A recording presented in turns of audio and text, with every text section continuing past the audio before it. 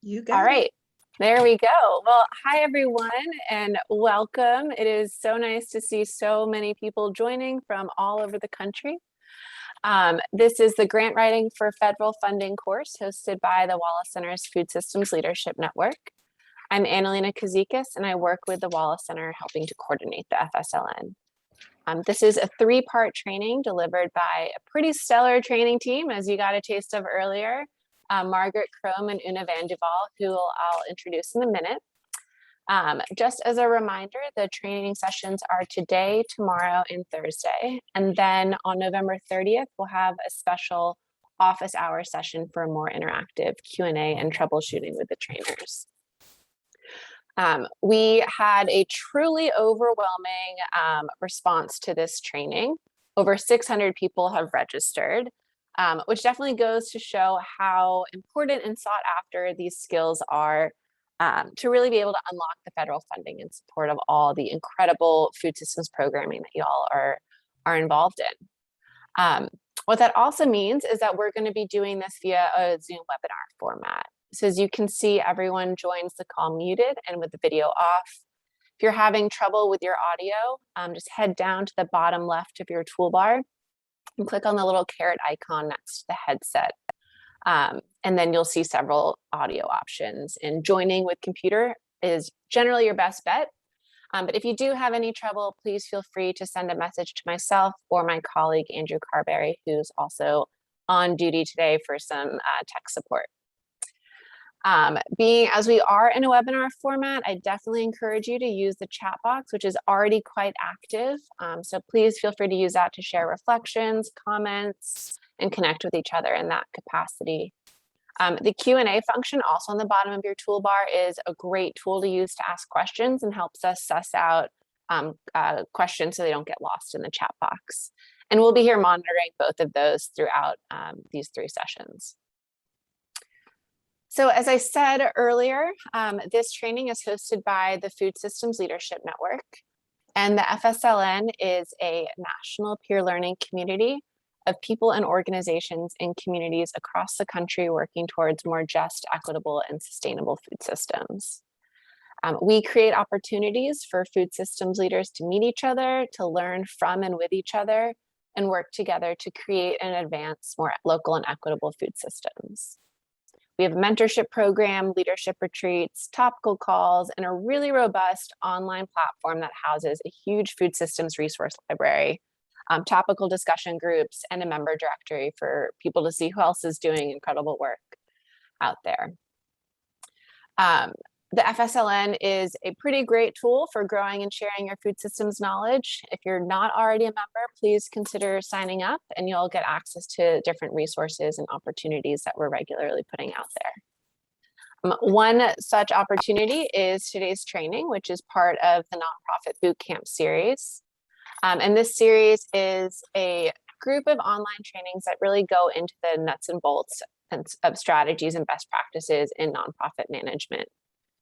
So you can see we've hosted several in the past, and all of these are evergreen, recorded, and accessible on our online platform. So today, we are so honored to be joined by Margaret Krome and Duvall with to dig into a pretty hot topic of how to design, write, and access federal funding for food systems programs. Margaret Krome is the policy director at the Michael Fields Agricultural Institute, where she coordinates the annual national grassroots campaign to fund federal programs and collaborates to create and sustain funding for a number of state initiatives that are supporting environmentally sound, profitable, and socially responsible agricultural initiatives. And she also works or conducts workshops nationwide, such as this one on grant writing and using federal programs to support sustainable ag. Una Duvall holds multiple hats as well. She is the president of the board of directors for Odessa School of Fashion, the chairperson of fundraising for the Nicodermis Homecoming Committee, communications director for Wisconsin State Conference of the NAACP, and a city and state contractor for a variety of planning sessions and projects and development, where she is involved in community outreach, surveys, facilitating focus groups, and leading leadership and meditation trainings. So Margaret and Una, it has been such a pleasure getting to know the two of you in the lead up to this training. Thank you so much for being here today, and we're really excited to have you all share your time and experience and wisdom around this topic with us. So with that, I'm going to stop sharing my screen and hand it over to you guys. Thank you. I guess, man, with so many people, I gotta say aloha to everybody that's on the call today. There's just so many people here. It's wonderful to have all of you here. So I'm gonna start. We gave you some pre-questions so that we would get to know some of you. And it turns out that about half of you on the call right now, we're just tipping just under 300 of you on the call right now. And it looks like that about half of you who registered have written a federal grant before and have had some success. So I just want you to know that if you've applied for a federal loan before, give us a little response about how it was for you in the chat box. Just kind of tell us, was it good, bad, tough, fine, good? Give us something to kind of go on so we'll know how to start meeting your needs. And then let us know, what kind of things do you have in mind that you really want us to talk about? And we're going to be monitoring the chat. How tedious. Okay, great. So that's what we're going to be looking at. And we just want you to kind of get a sense of what this webinar is going to do for you. And for that, I'm going to ask Margaret to start telling us what's going on with today's conversation one. Super. Thank you very much. So we're going to jump right in. As soon as I come up here, okay, I need to be given help again. I don't seem to have made it work properly. Start slideshow. Go to your start slideshow.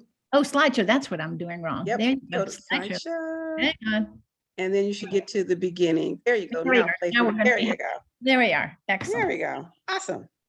So this is a workshop that I have often done starting back in the mid 1990s, because way back then, I had already started doing what I did for about 20, 25 years, which was coordinate nationally the appropriations campaign, the grassroots campaign for the sustainable ag movement.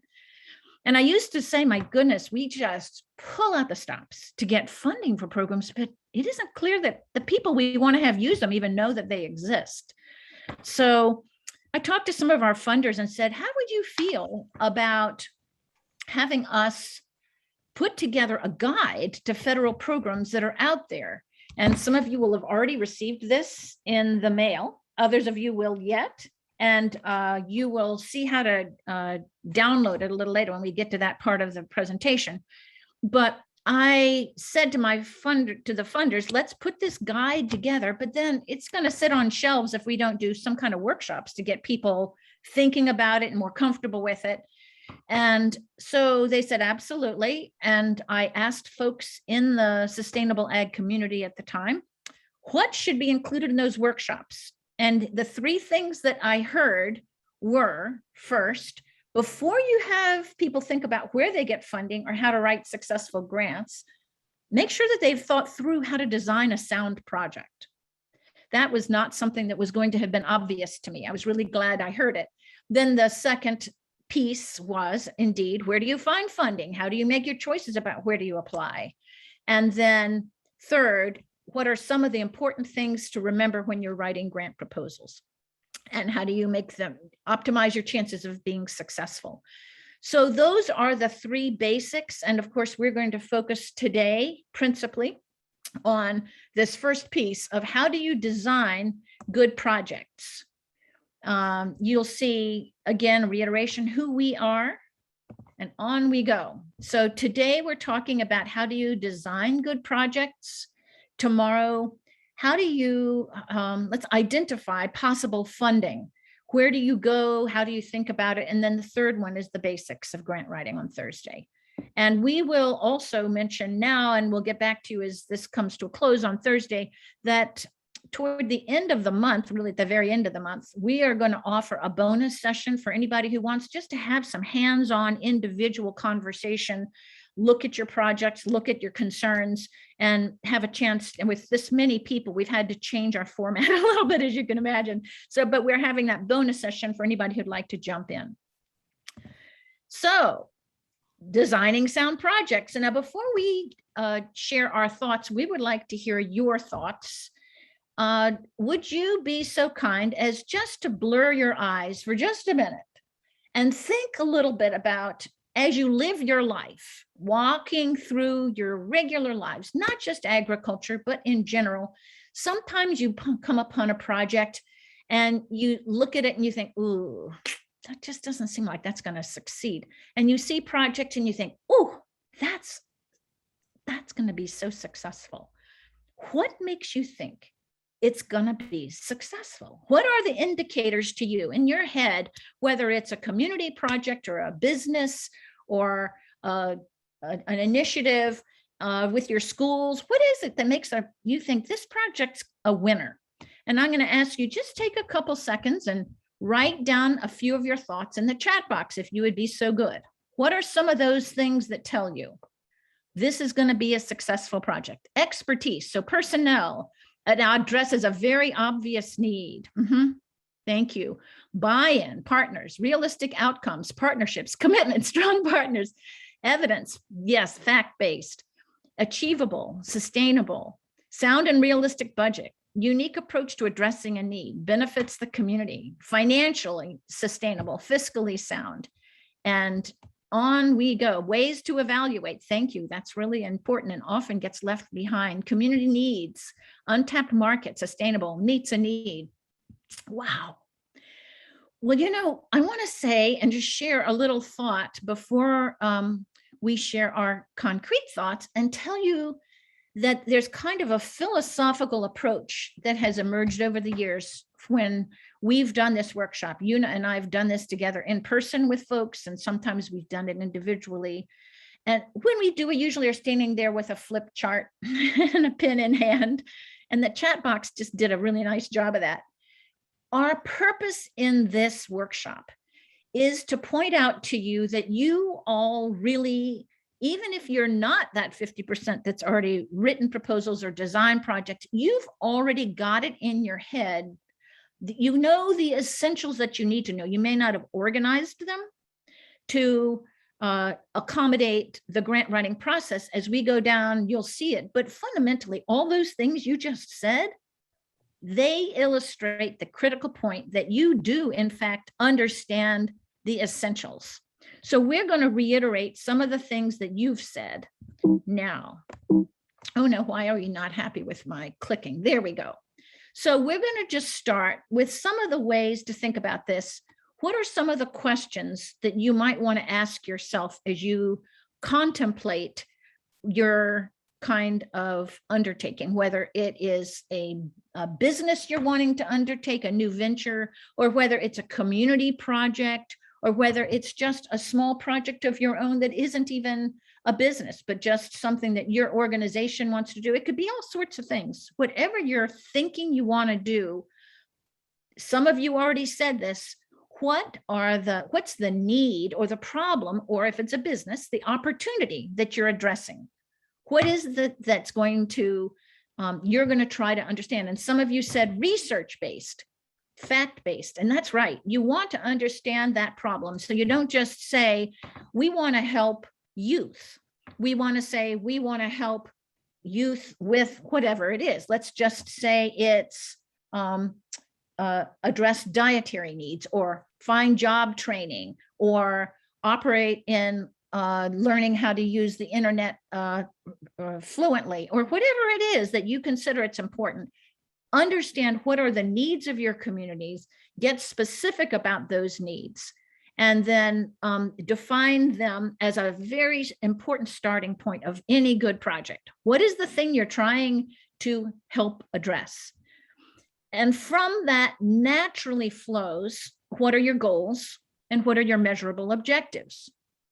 So goals, I said, for example, on this project, well, essentially my goal is to have more people know that there are federal programs out there that they could use to advance their interests in sustainable agriculture. And measurable objectives, those are, take your goals and just think in very specific, measurable terms. How many, how much, So for example, some measurable objectives around this project might be, I might say, I want to have 500 people a year, more people a year come to know about this this array of federal resources available to them. And maybe I want to say, I want to conduct X number of workshops, and I want to make sure that X number of people use this guide, whatever. Those are just examples of measurable objectives. But the idea, again, is it all flows from that problem and those needs or the opportunities. So let me just see here now. Okay, while you do that, let me just drop in with some of the things that some of you have been saying in the chat about how you felt about doing your grant. I got a couple of things: lengthy, frustrating, sometimes tough to navigate. Your Dun & Bradstreet took you a long time to do it. We are going to make sure that we touch on some of those things as we move forward. Keep your chats coming because it's going to help shape what we talk about. I also want to say that designing your sound project starts with you being able to dream a dream. And you can do that at the beginning, because trust me, your budget and the forms and everything is going to bring you right back down into reality. So think of your goal. Margaret used a good example. She wanted to increase the people who use the guide in 1 year by 500. Your goal should be something very long-term, not just one goal. The other thing is your objective is it's math. It's going to be a number, a measurement, something that you can put. You're going to be held to your own standard. We'll get into that more detail, but always think of your objective as something that's math related, oriented, that can be measured. Okay, Margaret. This is yours. Okay. So here's some questions to ask about. So I was right on time. Here's some questions to ask about your project.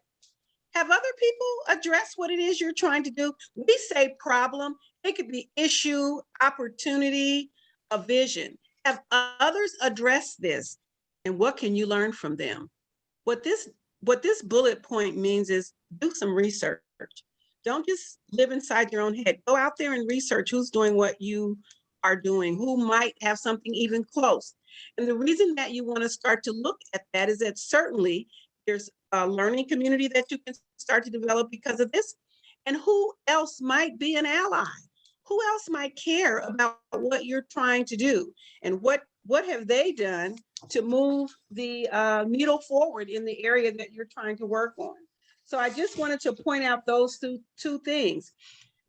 We'll come back to the timeline, but really these two areas about your strategy. What have you done that makes this unique, and how is what your steps are that you're planning to get funded for make a difference in the outcome that you want, and maybe some new strategy that you're enlisting. So these are just some high level thinking points that we want you to start sharing and thinking about. And again, keep your chats coming, because we're going to be looking at those and seeing just how we can make sure we're getting to the questions that you need.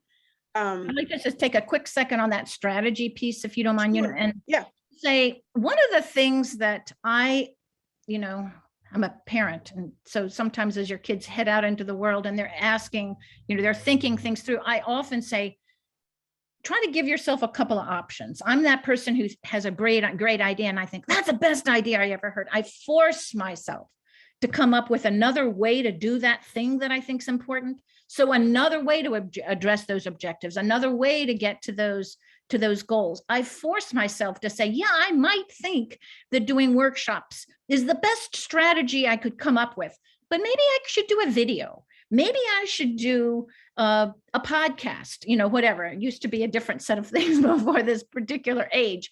But the idea is it's really good to force yourself to consider what are the strategies to achieve the things you're trying to get done, and then force yourself to choose among options. It almost always will mean that you have ultimately been able to optimize the things you want to do. I'll give you an example. I did mention that I do policy work.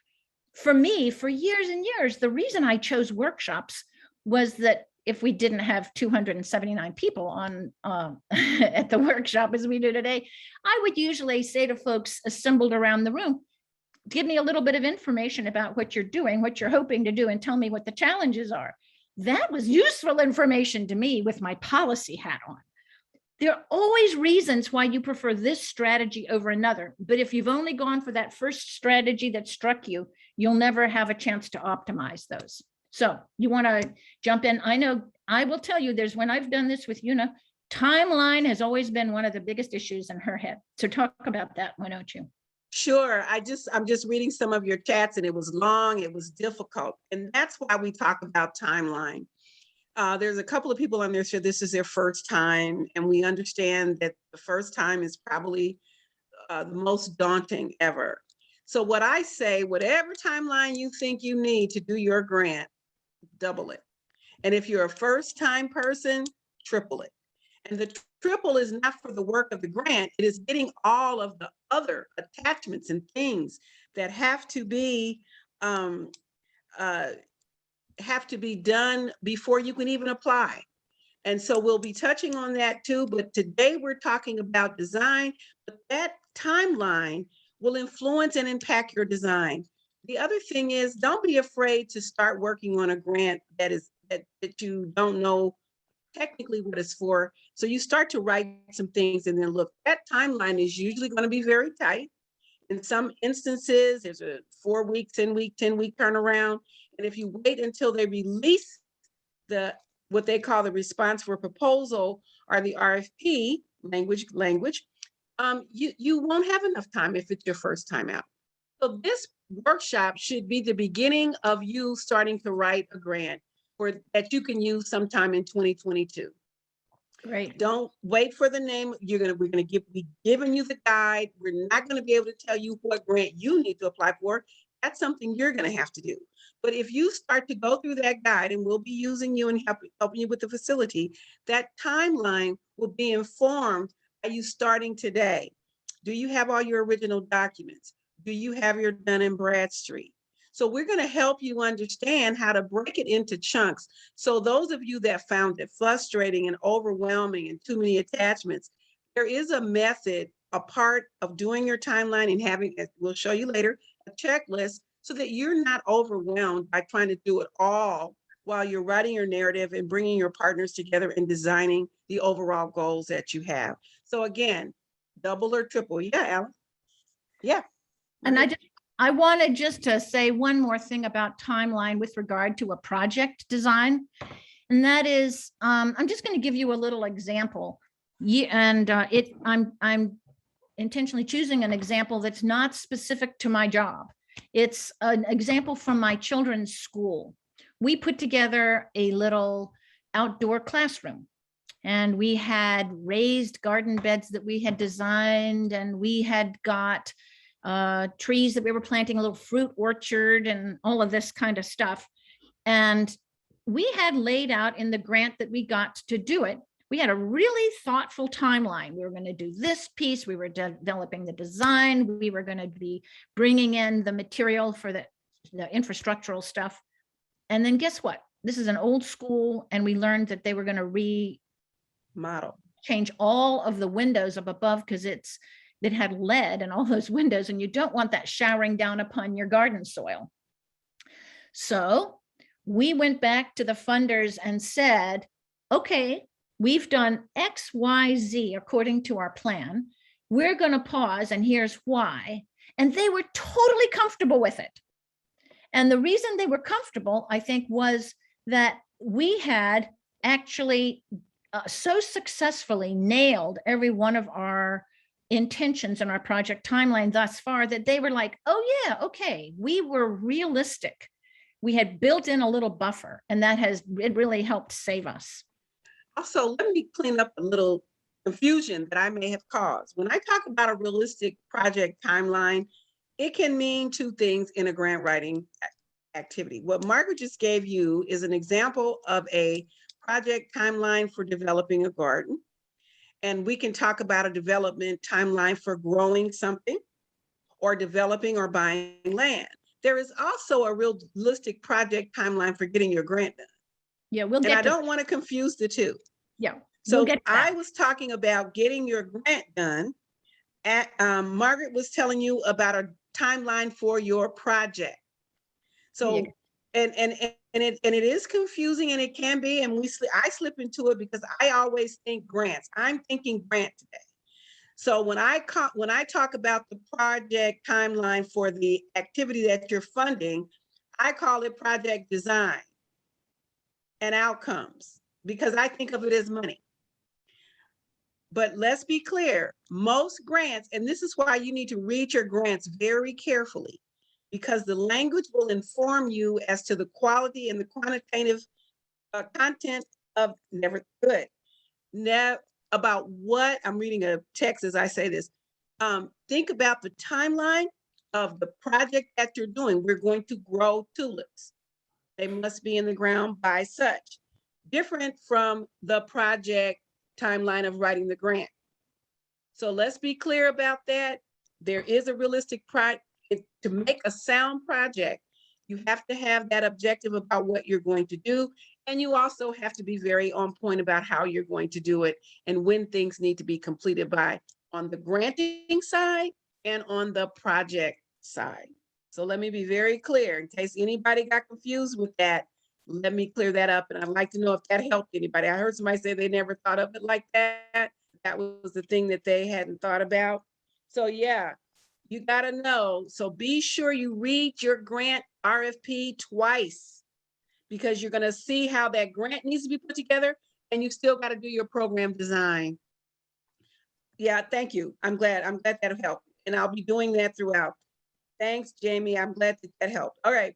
What else do we need to cover, Margaret? I got sidetracked talking to people there. That's okay.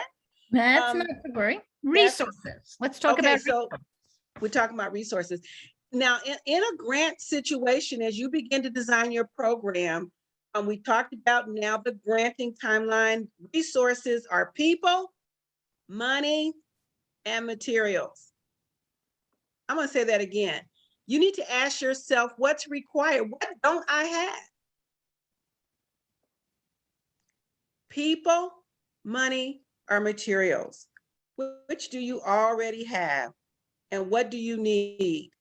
And how will you get what you don't have? Now, we're going to say, well, this is a grant writing course. Of course, we're going to always need money. But guess what? You already need to have a little money to go after some money that you need. Now, we call that a match in most cases, but we'll come back to that too. So what do you all have? Do you have more people than money and materials, or do you have more materials and money than people? And that will also help you to start thinking about what your project needs to develop around. Margaret. I'd love just to make a couple comments about people. And that is any good project. Earlier, we talked about who else might care about a project, who might find this exciting, who might be a good partner. It's important to recognize when you're putting together a project that you really can be a little bit in charge here. You can exercise judgment. I mean, has anybody ever worked with somebody who you thought, oh my Lord, how many times must I have them tell me what I ought to do, but they don't offer to help? How many times have they been that difficult person who just seems like they thrive? The gas for their car is all about contrariness. I mean, we have all worked with those people. Do you want them on your project? Be judicious. When I'm looking for people on a project and partners and collaborators, I'm looking for maybe 3 to 5, 6 at the most. I'm not looking for a ton, because if I'm going to be pulling together meetings and calendars with a lot of folks, I want to have people who are committed and who are going to help carry the water of the project. So one of the things to keep in mind is people. One of the comments that I loved early on, I saw as they went flashing by us, was expertise. How much fire in the belly do people have in a project? That's often a really good sign that this project's going to succeed. Are they excited, and are they capable? Do they know what they're doing? And do you have the people in there who are ready to run? So those are important people thoughts. with regard to dollars, I think it's worth keeping in mind that sometimes you can take a look at what you have already and you can monetize it. And so you can say, for example, the little garden I described, we didn't have much money, much direct cash, although I did actually send a little circular out to the community and did a little direct fundraising from the community. So I had some cash, but mostly what we had was a lot of in-kind offers. We'll go into more on match later, but fundamentally what match is in any project, it's skin in the game. It's people who say, we've invested in this project. So money can take the form of literally cash in the bank, or it can take the form, in our case, of the people. We went to the University of Wisconsin's landscape architecture department, and they developed a landscape plan for our project. We went to a local landscaper, and they said, well, if you'll put our sign up front, we're willing to do all of that grading for your place, et cetera. So we got a lot of in-kind, in-kind offerings that helped us. We needed a lot of trees and bushes, and we had a lot of them donated. And so those were an example of things we had. And then we did some actual fundraising, and we also went to the school and said, we think that the parent-teacher organization needs to help support some of this. And so between the grant and the community and the school, we ended up with enough cash, and but we matched it. And in fact, I want to just say at the front end that matching is kind of an art form from my point of view. That little grant, we would not have gotten it had I not considered the fact that this school though it serves a real span of socioeconomic capacities. We have children who are free and reduced lunch, and a lot of children on free and reduced lunch, going up to some very wealthy people all across. It happens to be located in that wealthy community. People at the city, when I applied to for that grant, they weren't going to say, oh yeah, we'll give money to that school, they need money. No way. We did not have when we were writing our grant, we didn't ask for money for people. We demonstrated that we would provide that. We had so many volunteers. We asked for money for the things that we knew were we couldn't get otherwise, and we didn't want them to think we were fat cats. We weren't, but the location of that particular project was, I thought, going to work against us. So there's always context that you got to keep in mind. Anyway, as you're designing your project, you need, before you even think about grants, you got to think about what do you have and what do you need and what do you already have. Anything else? Yeah, I want to say that I'm reading your chats as we go through. So let me just make a little observation and say that the 275 people that are on the call right now represent a learning community. So I want those of you who are making chats, thank you, Jimmy, to making chats to really look at this later. And yes, it will be broadcast later. I heard that question, you got in late, but I'm glad you're here. It'll be broadcasted later. You can go to the Wallace Foundation and get this information. But if you're doing chats right now and you see somebody that runs by with a chat that you like, you need to make a note of their name and figure out what's later, how we're going to do this. Because basically, we're not going to be able to deal with everything and answer every question that you have with 300 of you guys and 3 of us. But that, yeah, you can use your in-kind grant for some matches. But the issue that we're going to talk about is that Margaret gave it to you really straight. Don't get your resource of people too large that it's unmanageable and unwielding. Make sure that you keep your group close, tight, and you communicate. And don't just think that you're only communicating during the grant, because guess what? If you get it, you're going to be teammates for the duration of the grant. A little sidebar, Margaret and I have been teammates for over 10, 15 years. And we do something every 3 or 4 years. We might get together, we might see it. But man, I just want you to know that once you get a partner and they really are passionate and you link up with someone, it is a partnership that will grow and develop. Did we cover that enough, ma'am? I think we did. I think so. Let's move. Let's keep moving. Okay. Hang on a second. I'm not, there we go. If we miss your question, we do have some other monitors. We're looking at them and trying to get to them, but we want to get through some information. So you're going to be with us all 3 days, and we'll be reading your chats over the time. So if you didn't get your question answered today, you're going to have to come back tomorrow to see if we got it worked in. Give me some feedback. Can you all see my little screen here with my face and Una's face and others here or not? Do you see that on your screen? Yeah, they can see us all. Okay.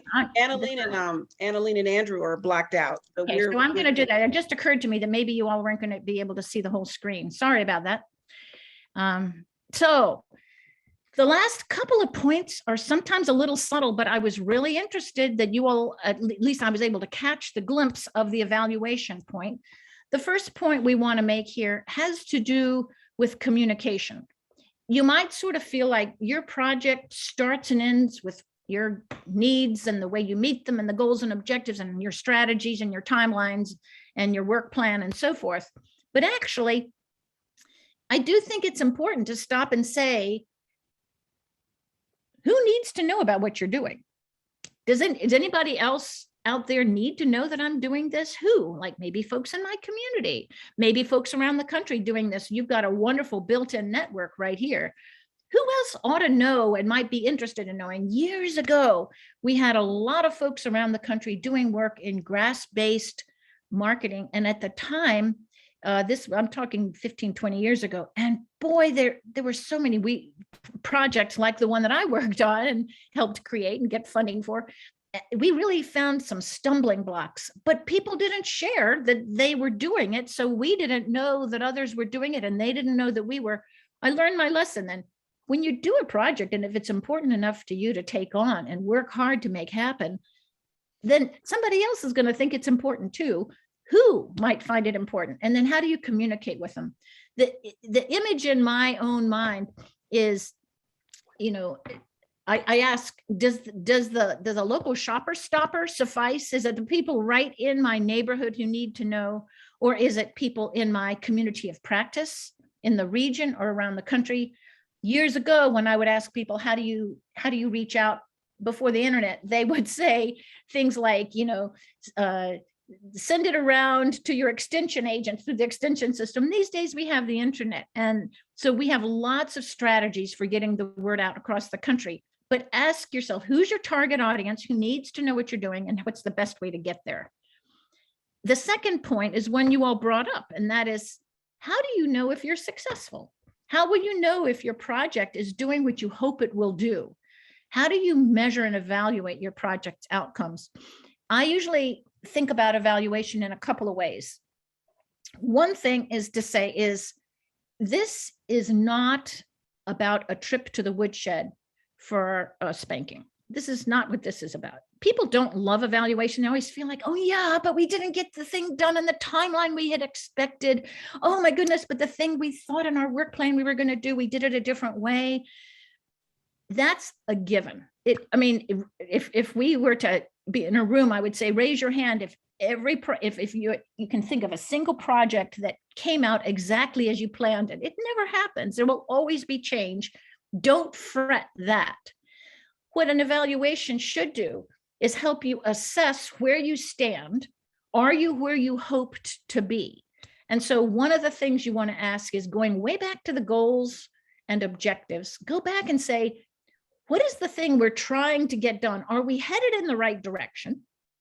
And second, are we accomplishing those measurable goals and objectives? Usually it's way easier to evaluate goals and objectives because you can say, I did X number of workshops. I exceeded the number. I didn't quite make the number. I accomplished all those numbers of people I wanted to have take the guide. I exceeded it. I didn't get there. You can measure that quite easily. It's tougher to get to that get back to those original goals. So you'll see at the end, we are going to ask you some evaluation questions. And one of the questions is going to be, did what you learned increase the likelihood in this 3 days of workshop training? did that increase the likelihood of your writing a proposal for sustainable ag work or food systems work? And yes or no, that is an indicator. It's not honestly the best indicator. The best thing to do would be maybe to go back to the folks who've attended workshops around the country and send them a note and say, hey, did you write a proposal? There are always different strategies for doing it. That is, you will see a short-term kind of version, but there are always different strategies that we want. How do we measure our goals and our objectives? Now, going back one more point about the goals. Usually in any project, you're going to have a long-term span, at least a year, 2 years, 3 years, 4 years, 5 years to get where you really want to go. Could be longer. But when you're in a grant context, which most of us will be, and this is heading us toward that, you're going to be evaluating on the basis of the funding you got for a particular period of time. And so you're going to have to figure out, how do you take that snapshot along that trajectory upward as you're hoping that this project's going to take off? How do you assess where you stand in that middle segment? Can we say we had hoped by the end of year 1 to be here, and we are there, or we're not quite there, or we're beyond there? Could we say we had hoped by the end of year 2, our timeline was such that we had hoped to be XYZ? And that's one good way to do it, to kind of give yourself some anticipated markers and say, have we got there? There are several strategies, and frankly, evaluation, you can easily be in a workshop for 3 days just on evaluation, but I'm wanting to give you just a few things. Don't feel shy about saying what really is. Use the feedback from evaluation to help guide the next steps of your project. And then keep in mind, you want to ask about goals, not just measurable objectives. So I think I'm going to hand this to you now, Una. Yes, can all of you see me? Because someone said that they could hear me, but they couldn't see me. And so can you see me? Okay, great. Now so here's the thing about a project design. They all great, thank you. You need to begin with the end in mind. What is your goal? Do you want to grow, buy, plant, develop? I have a goal where I am now looking for women and disadvantaged farmers. And so my goal is to find 15 of them in a 4-state region that maybe don't even really think of themselves as farmers, but they're growing and they're doing something. So my goal is to identify 15 female farmers. Okay, someone says they can only see the presentation. Change your setting on your computer. I'll drop some instructions in. Okay, thanks. So if my goal is to get 15 new female farmers identified, I will measure that by saying I found my goal. My goal is to get 15 identified. My measurable objective may be that I reached out to 35. My timeline would be 1 year. My potential collaborators are other women in the field.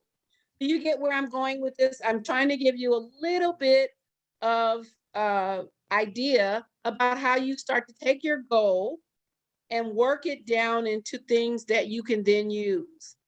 So I need you today, as we start to wrap up, we've got about 10 minutes left in this session. And so just have a goal in mind for what you're trying to do, even before we start looking at how you might try and fund it. I know that sounds a little backwards. You know how we normally do it? We see money and then we go after that money. But really what I want you to start thinking about is having a goal in mind and then matching it up that the funding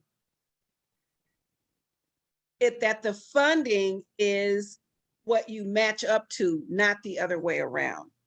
Meaning don't just chase the dollars, because in organizations, when that happens and you're chasing money, you could look back over time and see where you didn't necessarily keep your mission intact. So I want you to think about your goal first, what you're attempting to do. And we've got that wonderful guide that there's dollars and activities that probably will link up, match up, or be a match for your goal, not the other way around. That's the first bit of thinking I want you to do. And so tonight, as we move forward, have your goal remain your goal and look for funding and partners and everything that matches up to it, not chasing the dollars. Your measurable objectives will be something that is numerically related or empirical. Strategies. This is where you get to be your own innovator and creative. This is the part I like best about this, because you get to invoke strategies or create something new that will not be something that someone else will apply for. I'm going to think of a good, do you have a good novel strategy that we can give them as an example? I can't think of 3 offhand. I've got a couple. Sure. Okay, so you just gave your goals and objectives. So you could have had Yeah. your strategy could be, you could work through the internet to find women. You could work through nonprofits who Churches, are working with women, with churches. Yep. So are you And saying nurses and restaurateurs. My strategy then would be to reach out to the related industries to find those. See that? Does that help everybody? so? I'm And then, wanting of to course, check with you, so we're saying, please, for your own project, develop your goals, objectives, strategies, timeline, and write these down so yes, that tomorrow, at the Yes. end of our session, we will have gone through the guide, we will have talked about some programs, and we will invite a few brave souls to share your project plan, and we will collectively look at your plan and say, how about this program? How about that program? And we're going to do a little bit of right in real time. in real time. If you would put together a project plan about this amount, not lots, enough that people can see it in one single page of the essence of it. And then it probably will be smaller print. That's okay. But if you could plan to send that to us, and we'll have that in the chat box. Pull so you from can it. see it. Yeah. And we will then ask folks, chime in. What are the best ideas that come to your mind for helping this person? So that's tonight's assignment. Think of us, as coaches. You've got to make the balls. You've got to make the baskets, but we are your coaches. Your homework is to really think of that. And I'm only asking you for one major goal of what you're trying to accomplish, or really, what did you come to this workshop to get? What is that thing that you wanted? What is the objective that you wanted from this? The timeline is going to be the next 3 days. We're going to give you that one. So the homework is to just do that. We just want you to start thinking about it. And we'll take a few questions. Yeah, you can stop sharing. We'll take a few. You got it? What I'm going to do is I'm just going to come in here and take that list. And Yeah, of course I put botched it up. That's just, not my strong suit. There but you go. I'm going to put it into the chat box, and I'm going to stop sharing because I don't seem to be able to both copy it and put it into there. And That's okay. I'm going to stop sharing. We can have a open conversation. Yeah, and I can see your questions better now that she's not sharing. You guys, we're working with this technology. I'm terrible. I'm old lady on social media, so just work with me. But again, get your goal, a measurable objective, a strategy, and a kind of a timeline that we want you to have thought about before tomorrow's class with us. Because it's only when you have those things that you can get it.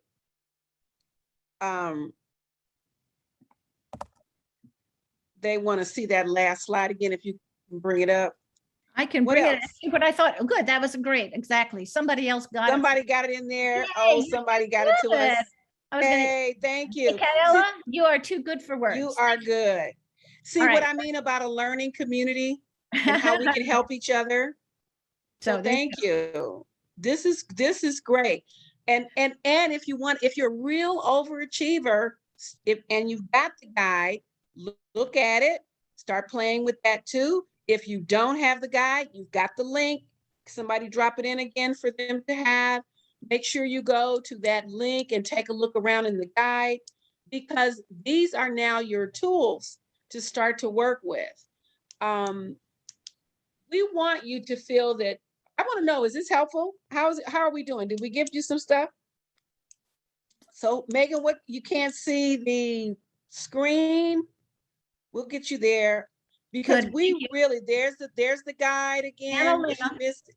Annalena put in the guide, so scroll Yep. back up the chat box till you find If you- Annalena. She has the guide there.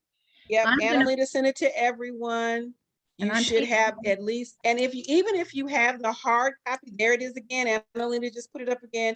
Even if you have the hard one, learn to use the electronic one. A lot of things that you need are gonna be electronic.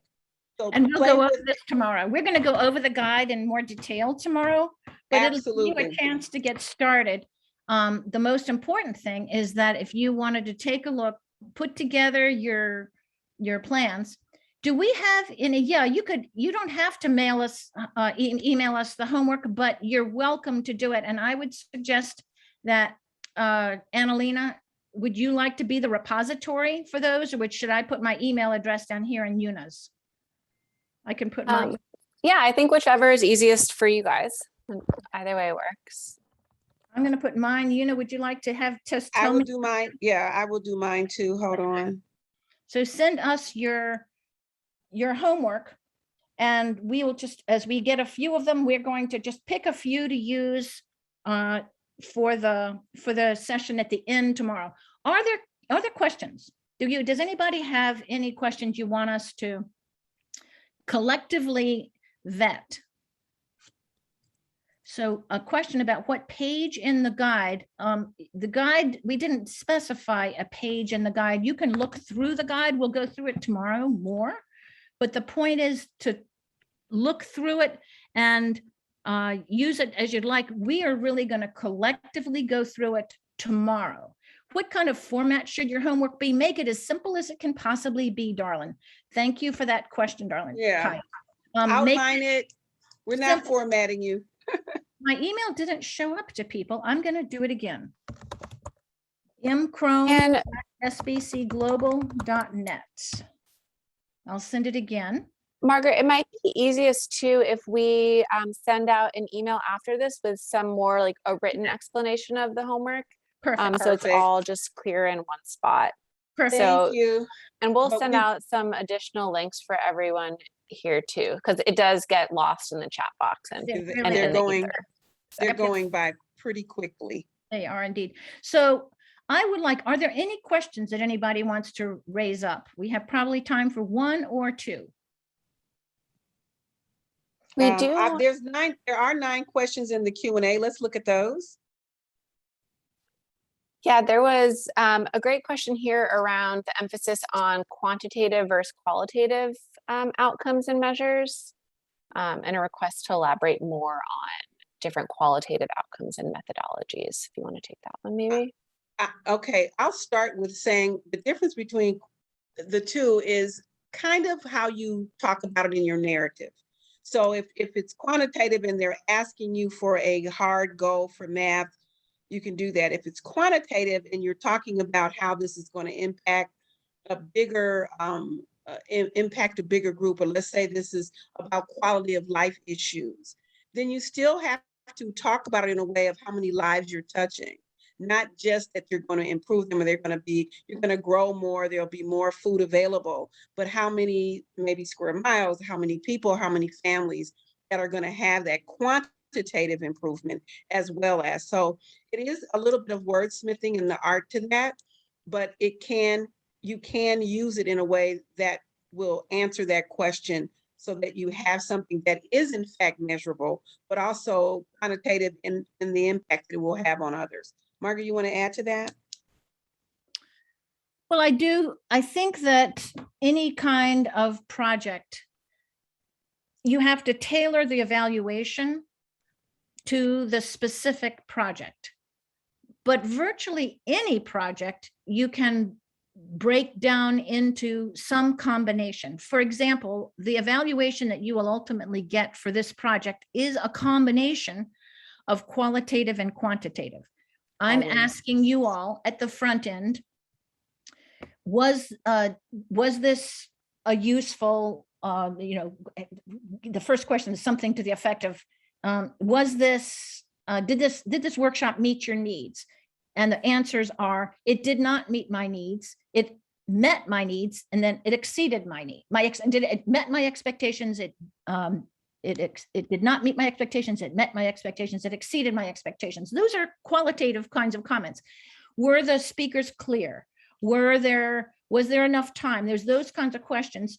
And so that's a kind of a qualitative thing. But then we're asking how many people came, how many people said that this was going to increase the likelihood of their writing grants and so forth. So it's going to ultimately be a combination. How you develop it is tailored to the specific grant you write or the specific project you're developing. I wanted to come back to one last question about the one page. Somebody asked if there is going to be some of the materials that we've covered that summarize this information. And I'm wanting to check, we did send along a lot of handouts. And so I want to just check with Annalena, have they been sent to folks? Do people have access to the handouts that we sent along? And would that be a good thing to do this afternoon? That would be a good thing to do this afternoon. Super. Okay, so then you will be getting the handouts. And I'll say that the one that will probably help you the most for today's presentation to go back and think through is the one that's called something like design. And it's actually a 4-page handout that starts with how do you design good projects and how do you think about them? And then what are the questions to ask, which you saw today? And then we go into the next 2 modules, the next 2 presentations on basics of where do you find funding and how do you think about it? And then basics of grant writing and how do you think about that? So you should find that and a few other handouts available to you. They will get sent this afternoon. Before we go, I have 2 call-in listeners, Dana and Carrie, that had their hands up. Can you get them in, or how do we hear from them, Annalena? Sure, let's see. Dana, if you're there, I'll go ahead and unmute you. If he's in, he had his hand up. Can you unmute yourself, Dana? And then Carrie was the other one. He might be gone now. But I'm looking to make sure we're not leaving anyone out. Okay, we tried. We'll let him come in. Great. Okay, we gave it a shot. I just wanted to make sure we tried. Okay. And then a couple of people saying that they didn't have access, but we'll work on that. We're about at that time. I think so. And just so you know, the answer to the question about whether you can use our materials, yes, we'd like to have you give credit for them, but absolutely, we are totally in favor of having other people use the materials and make it available. So thanks so much to everybody for your participation. It's pretty exciting to see so many people involved. And as I want to go back to the point at the beginning, if you come away saying, yeah, I knew that, that was obvious. That's what we want. We want you to say, this is not beyond me. This is absolutely straight ahead, something I can do. And we're looking forward to taking on the next stuff tomorrow. How do you find funding? Where do you go? What are the questions you ask? Of whom do you ask them? How do you get those questions answered? And then on Thursday, the basics of grant writing. Thanks so much, everybody. Looking forward to seeing your project design tomorrow. Thank you so much. There you go. Aloha again, everyone. Take care. See you tomorrow. See you tomorrow. Do that homework. All right, see you all tomorrow. We'll send out an email with all those instructions and links. Great. Thanks so much. Thank you. Thank you.